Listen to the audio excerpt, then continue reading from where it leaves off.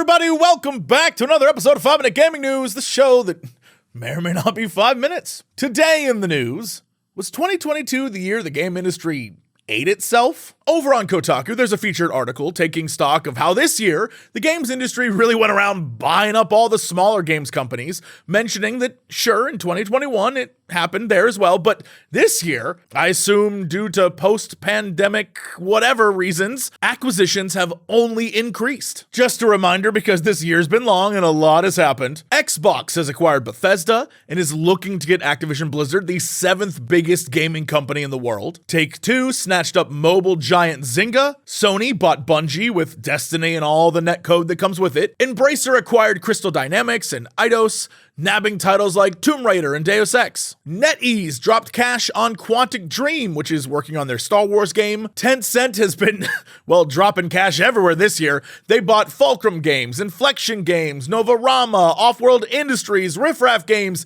Tequila Works, Triturnian. They now even have a stake in Elden Ring maker From Software and have put nearly $300 million into Ubisoft. And then you can't forget Netflix, which is opening up a gaming arm and buying up studios as well. It's just a wild time in the gaming space, and it seems to be doing pretty well for investors and CEOs, but I'm more curious about the workers and the various employees that are being shuffled around and laid off and fired. It doesn't seem like a good time for them. This is why unions are so important and why I'm over here always supporting them, because the rich be getting richer, y'all, and everyone else is kind of getting screwed. In other news, CD Projekt dropped all sorts of information this week. In the same week, we learned that next year would be the last season of their card game Gwent, and also they'd be pulling their mobile Witcher game. It should come as no surprise that they are also canceling their upcoming multiplayer Cyberpunk 2077 spinoff. Having been in the works since launch, and launch not going very well, it's pretty obvious that they would be putting all of their efforts into making the main game sparkle and shine. And along with the boost they got from Edge Runners, their focus, at least it appears, is going back to making some really killer single-player games. We really needed to look at what were the priorities for Cyberpunk after it launched. Senior quest designer and coordinator Philip Weber said, "The priority is that the main experience will run for people in a really good state."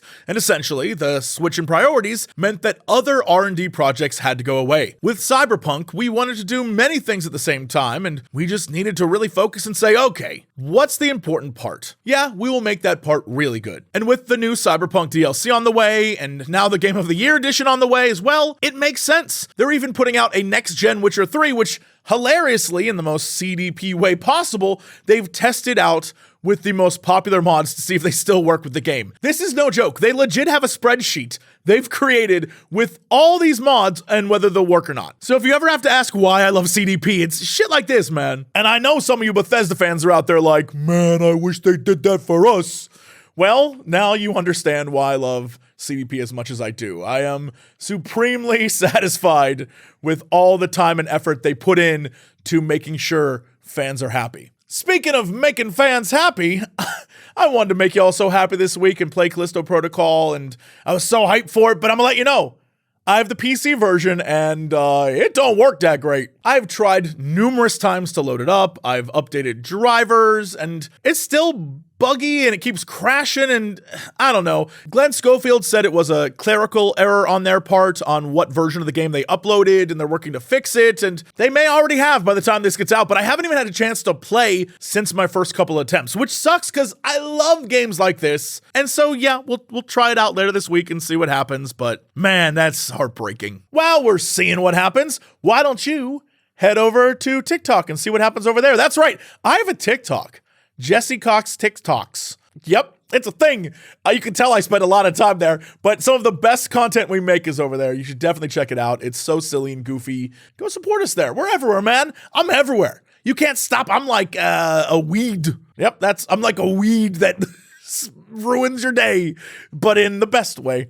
Anyway, that's it for the show. Thanks so much. See y'all tomorrow for another episode of 5 Minute Gaming News.